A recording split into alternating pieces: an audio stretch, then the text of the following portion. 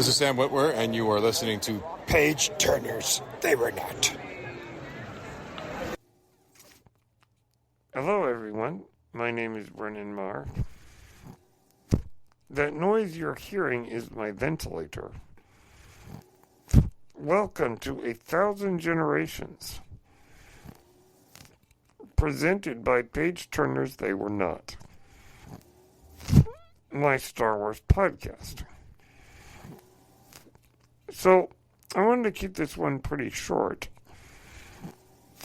but the thought I had today was, alright, in The Mandalorian Season 3, Moff Gideon dies, or supposedly dies. Never say never in Star Wars. So, let's assume for a minute that this is true and there's no tricks, that Moff Gideon is out of the picture. Okay? So, then the question is, who steps up to take his place? Now, at the end of Ahsoka, Grand Admiral Thrawn returns to unite the Imperial remnants. During the Shadow Council meeting scene in The Mandalorian Season 3, Moff Gideon seemed a bit skeptical of Thrawn's return. But it also seems like he could have cared less. He couldn't have cared less. Or however that saying goes. In fact, Moff Gideon suggested that new leadership might be needed instead of waiting around for Thrawn. So the question in my mind is, if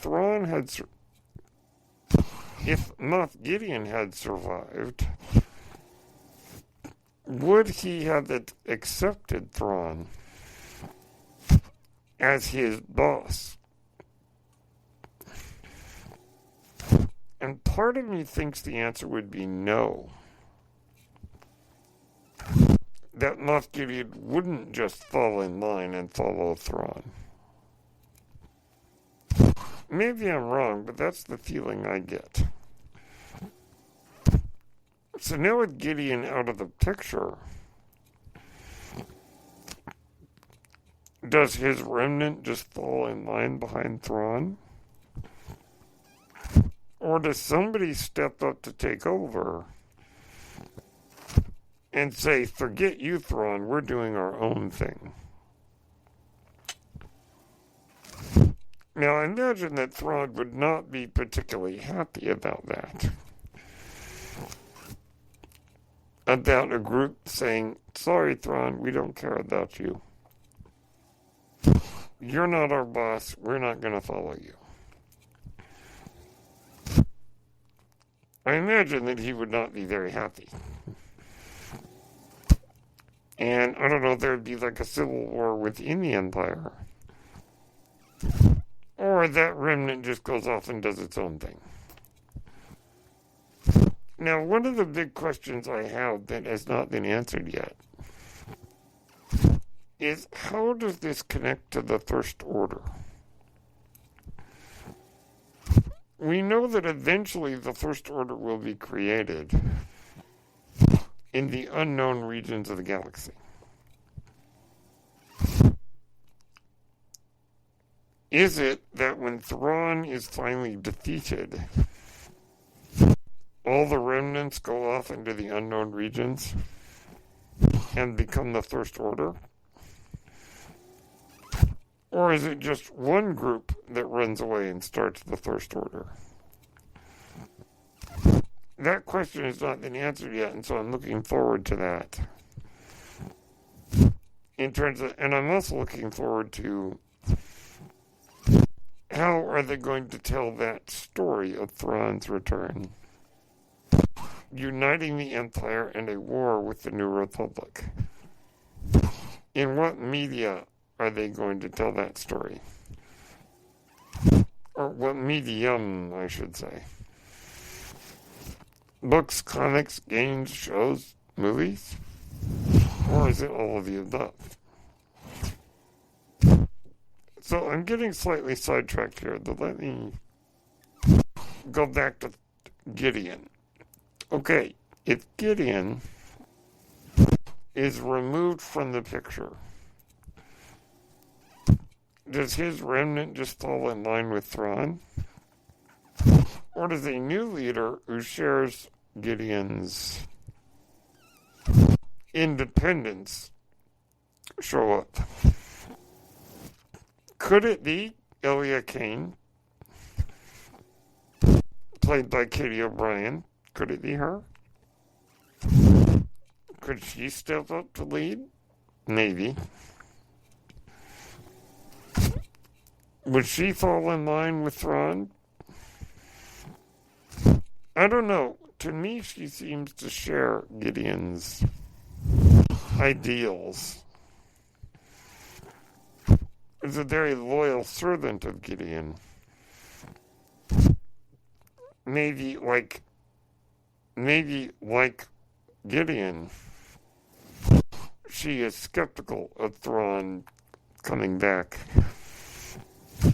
Maybe not. I mean, I have to admit, I kind of have a thing for Katie O'Brien. So, I'd like to see more of her character. However, there was one thought that keeps tickling the back of my mind. Sigourney Weaver is in the Mandalorian and Grogu movie. Now, she could play anything she wants. A Mandalorian, a smuggler, a New Republic leader, a fighter pilot, a Jedi, anything. But for some reason, I keep imagining her as an Imperial officer. She has that bearing. To imagine her in the uniform, stomping around, looking very in control. For some reason, that image keeps coming to mind. Now, as always, we must be careful with our expectations. So I am not going to expect her to be an Imperial officer. It's just an idea.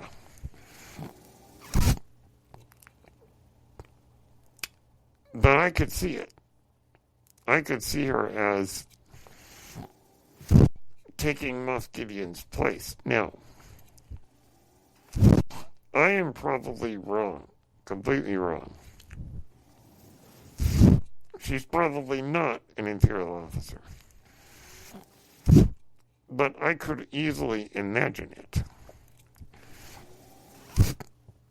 But then the question would be, would she fall in line with Thrawn?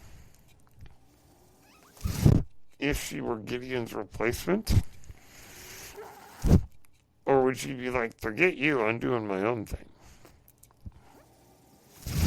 Now, chronologically speaking, Thrawn is returned by the time the Mandalorian movie takes place.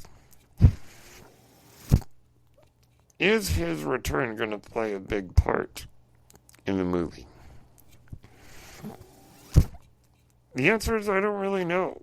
I don't really know if it's going to be Din Djarin and Grogu facing off with a few Imperial remnants here and there. But ultimately, that's not really the point of the story. I don't really know where they're going to go with this, but I must say, the return of Thrawn is a huge thing. it's going to have repercussions on the whole galaxy. Whether or not Thrawn is actually a part of the Mandalorian and Grogu, which he probably isn't, I imagine that there will be at least some effect that his return has had on the galaxy. Supposedly I've heard that Din and Grogu will be facing off with Imperial people. Is it Thrawn's new United Empire? Or is it still Imperial remnants? And could it be that Sigourney Weaver is our villain? An Imperial warlord who's taken over for Gideon. Yet again, she could play anything she wants. And do it well, I think. Now, I don't want to accidentally get my hopes up too much. I would certainly hope that she would have more to do than Christopher Lloyd did in Mando Season 3. I have to confess, I think Mandalorian Season 3, in my opinion, is its best season.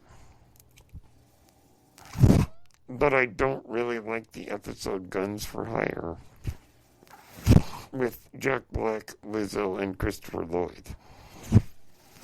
Particularly feeling that Christopher Lloyd didn't really get to play what I imagined. Now, maybe that's my fault. Maybe it's my fault for getting my expectations up too high. So I need to be careful with Sigourney Weaver,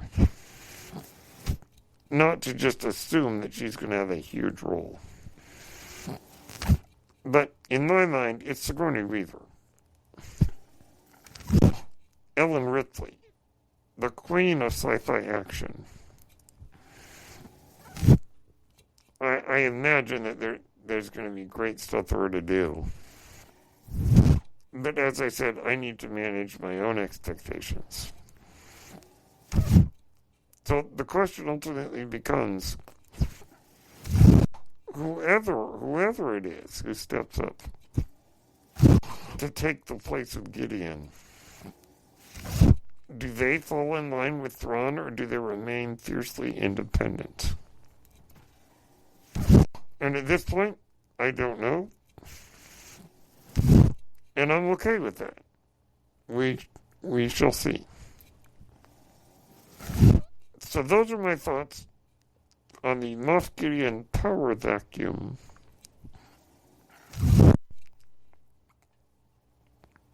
And what happens next, which is to say, I don't know, but I'm glad I don't know. My name is Brennan Marr. That noise you're hearing is my ventilator.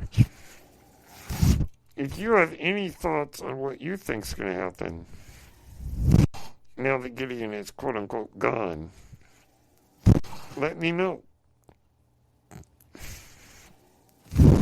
Thank you for tuning in to 1,000 Generations, presented by Page Turners. They Were Not My Star Wars podcast. May the Force be with you.